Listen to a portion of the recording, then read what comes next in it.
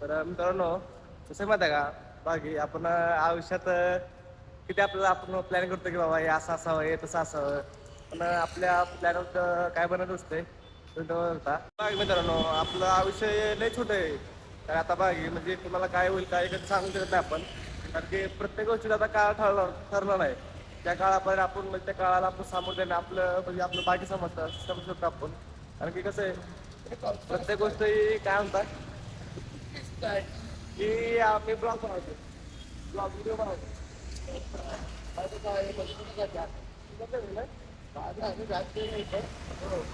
तर आपल्याला एक काका भेटले तर का तर मित्रांनो या चॅनल आहे युट्यूब आहे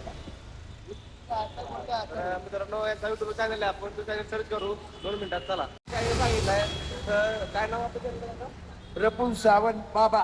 तर मित्रांनो याचा चॅनल आहे तर मित्रांनो त्याला फॉलो करा सपोर्ट करा कारण की त्यांचे फॉलो आपल्याकडे जास्त आहेत